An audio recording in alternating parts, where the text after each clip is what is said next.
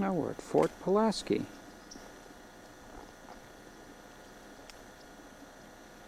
Back in the 1700s. Still here to defend Georgia. Notice this moat that runs totally around the fort.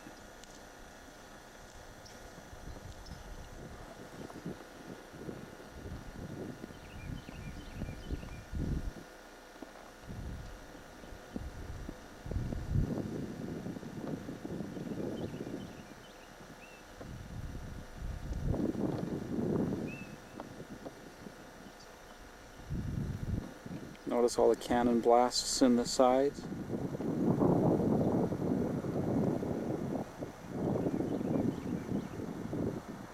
Didn't look like it penetrated. Very, very thick walls.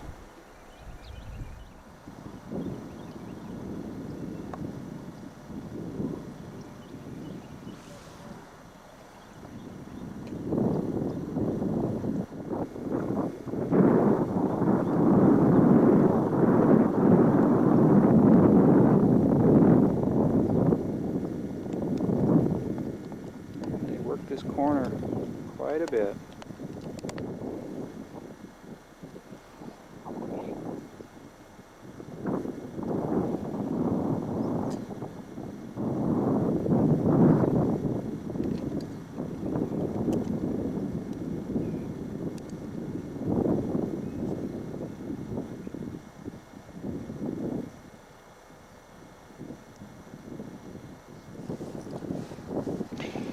The corner of the fort where we're standing was breached. At this angle, the 7.5-foot thick walls were demolished by Union rifled artillery firing from a mile or more away on Tybee Island. After some 30 hours of bombardment, the Confederates were forced to surrender. The breach was repaired within 6 weeks after surrender by troops of the 48th New York Volunteers. A few of the 5,275 shots fired can still be seen in the wall. Major General David Hunter of the Confederacy had this to say: "The result of this bombardment must cause, I am convinced, a change in the construction of fortifications as radical as that foreshadowed in naval architecture by the conflict between the Monitor and the Merrimack. No works of stone or brick can resist the impact of rifled artillery of heavy caliber.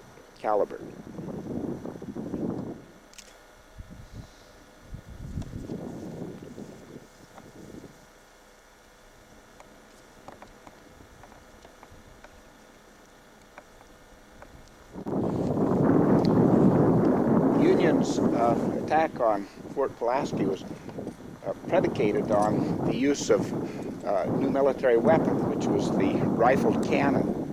The rifled cannon had rifling in it just as a modern rifle would have, and instead of using a round shot, used a shot that was pointed and had flutes on the back that matched the rifling. When the bullet was shot, it was much, much more accurate, and since it was pointed, it penetrated much more deeply. And that was the device that was used to reduce the fort and to make the breach that we have right here. There in the wall you can see one of the rifled shots, the rear end of it sticking out of the wall just as it was shot in 1861 or 1862 when the battle took place.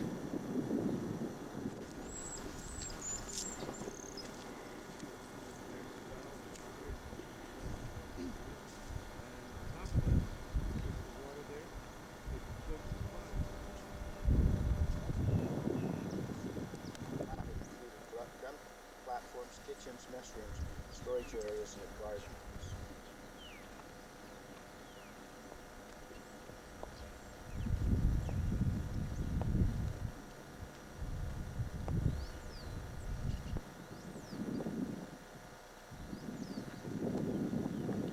The main entrance.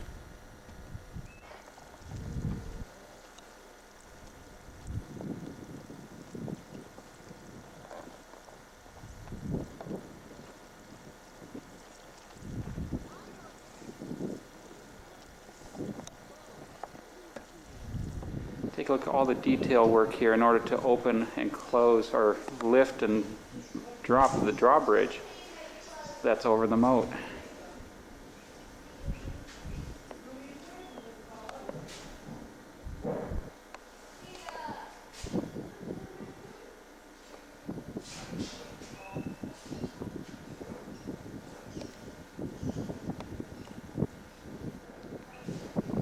Look at the detail on the doors.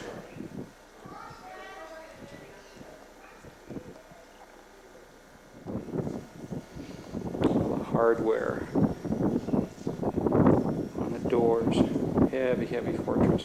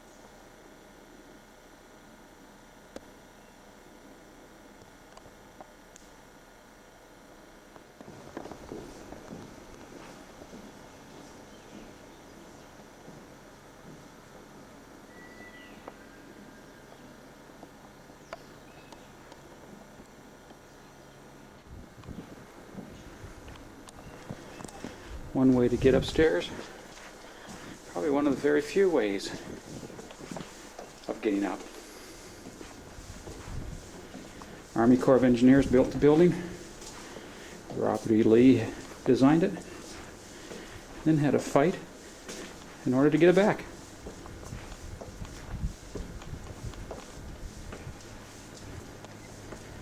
States.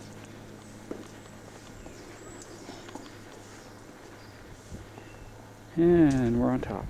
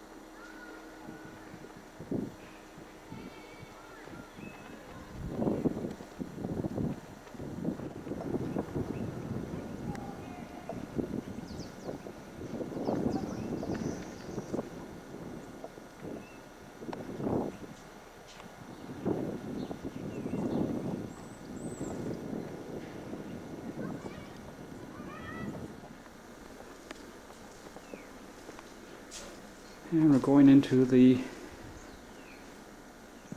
Power magazine. Powder magazine area.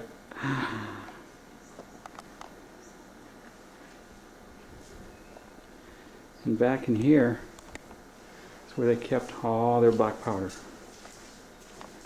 And once that was exposed,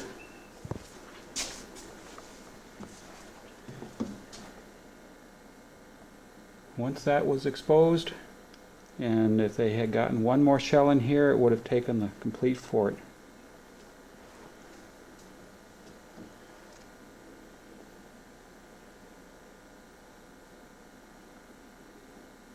That's when the surrender happened.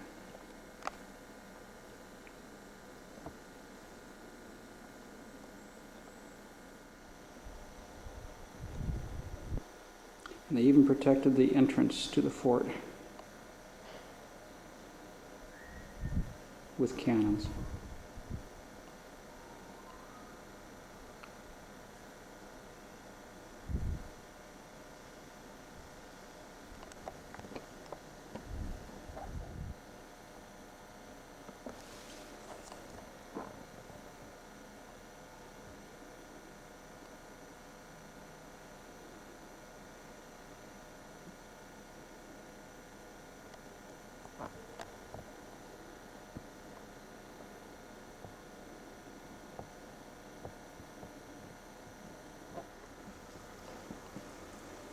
It's like a little living quarter in here. Stove, some bunks, table, chair. Soldiers changing film. No, soldiers didn't change film.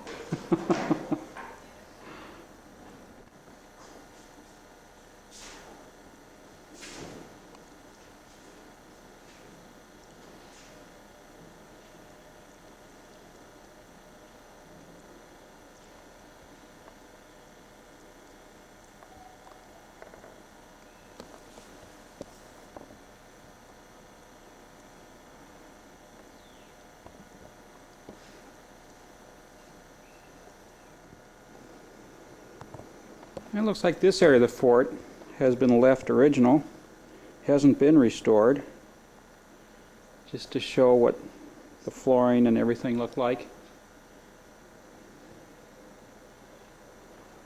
Or lack of flooring, I guess.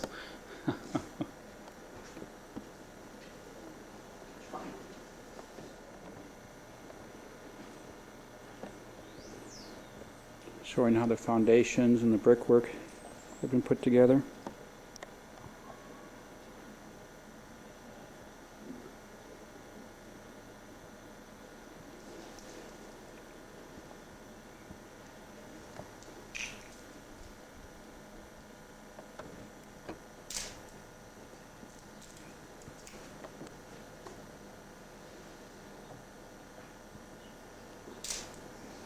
And as you just heard, one of those famous, world famous Wilson stereo shots. Yeah, we're going to have a few pictures to produce from this trip. The area where we're standing is called the Demi Loop. Demi Loop means literally half moon, and this was a half moon area. Actually, after the Civil War, it was quite a bit larger than it is today, and it housed such things as the kitchens and storage rooms and so on.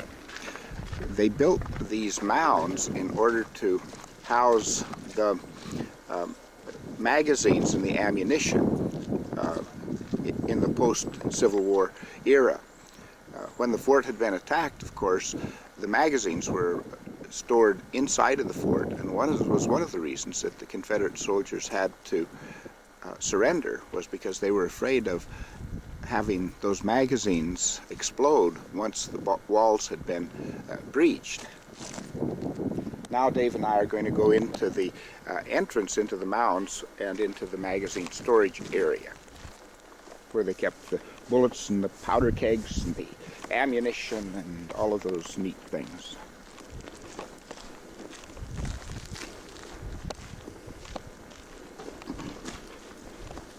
Down inside of these mounds, it's a virtual catacomb of small rooms where they stored different munitions and all of their powder and different things like this. If the Confederate soldiers had devised a similar situation, they quite possibly wouldn't have surrendered the fort. As it turns out, the Union troops never had to even assail the walls of the fortification. That they were able to blow a hole in the outer wall. Once the shells could penetrate inside of the fort to where the magazines were located, then the commanding officer went ahead and surrendered because he felt certain that if the magazines were hit by a shot, that would explode and quite possibly kill all of his soldiers. Surrender took place just 30 hours after the bombardments began. And it was all made with tabby, cement made with seashells.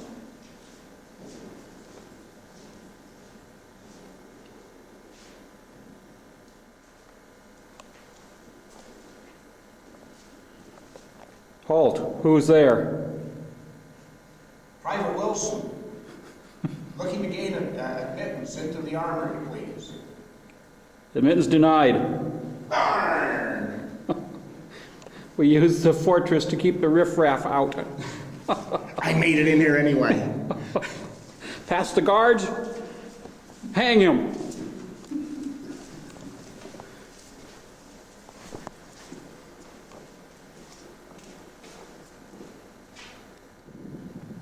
Oops, I must have taken a wrong turn. This is not the way out.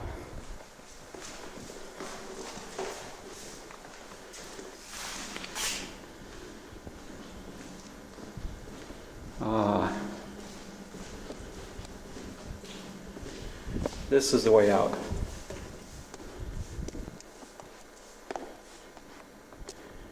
Oops.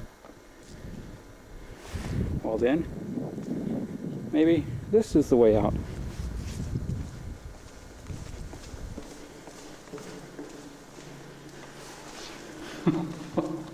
I have to say it. This is amazing. I just had to say it. Aha.